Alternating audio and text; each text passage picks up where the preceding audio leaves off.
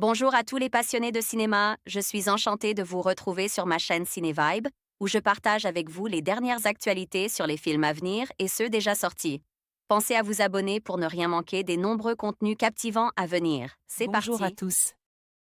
Aujourd'hui, je vous invite à plonger dans l'univers de la cuisine avec un sujet qui passionne de nombreux gourmets, tendres et saignants. Dans cette vidéo, je vais vous expliquer comment obtenir la cuisson parfaite pour vos viandes, en mettant l'accent sur les techniques qui permettent de préserver la tendreté tout en offrant ce délicieux goût saignant. Je partagerai également quelques astuces et conseils pour réussir vos plats à la maison. Alors, préparez-vous à devenir un pro de la cuisson de la viande. Orange Studio Distribution, UGC Distribution. Date de sortie, 19 janvier 2022. Durée, 1h30. La vis des internautes. Une attachante comédie romantique. Charlie Fleury, dynamique rédactrice en chef du magazine de mode Chiffon, voit son père débarquer à son bureau, lui demandant, alors qu'il va subir une opération suite à un infarctus, de l'aider pour agrandir la boucherie familiale en lui prêtant 100 000 €. Peu de temps après, par hasard, Charlie fait la connaissance de Martial Toussaint, boucher en gage et prometteur qui travaille pour son père, mais qui se fait passer pour un fleuriste lorsque celle-ci lui dit préférer éviter les bouchers. Alors qu'ils ont prévu de se revoir, son père décédait soudainement, et elle annonce aux employés la fermeture de la boutique. Mais face à l'entêtement de Martial, la période des fêtes approchant, elle décide de garder la boucherie ouverture jusqu'en début d'année.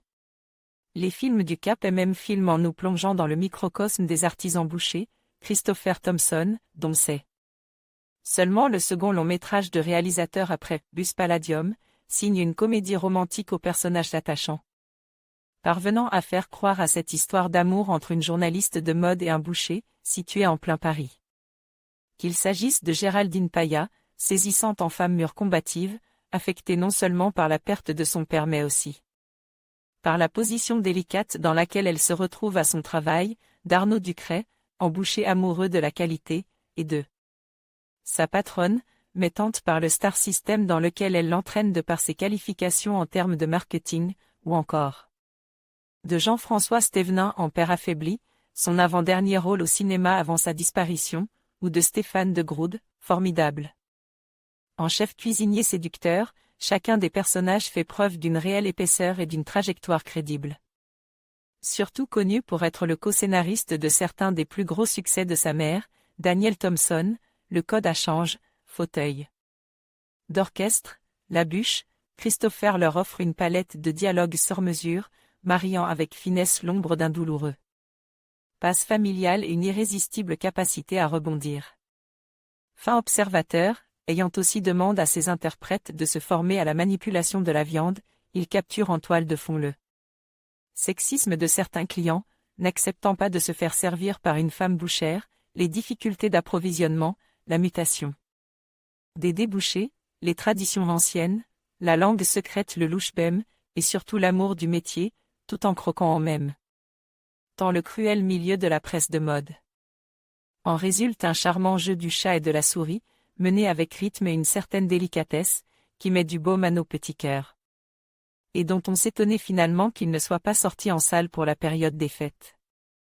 Olivier Bachelard envoyait un message au rédacteur BUS Palladium Christopher Thompson BJR, un petit mot pour vous dire que je tenais une petite boucherie de campagne et que mon nom est Fleury, boucherie Fleury, votre note, votre pseudo, votre commentaire BJR, un petit mot pour vous dire que je tenais une petite boucherie de campagne et que mon nom est Fleury, boucherie Fleury. En conclusion, le choix entre tendre et saignant dépend avant tout des préférences personnelles et des occasions. Que vous soyez amateur de viande juteuse et savoureuse ou que vous préfériez une cuisson plus prononcée, l'important est de respecter la qualité des ingrédients et de maîtriser les techniques de cuisson. N'hésitez pas à expérimenter et à partager vos découvertes culinaires avec vos proches. Merci de nous avoir suivis et à bientôt pour de nouvelles explorations gastronomiques.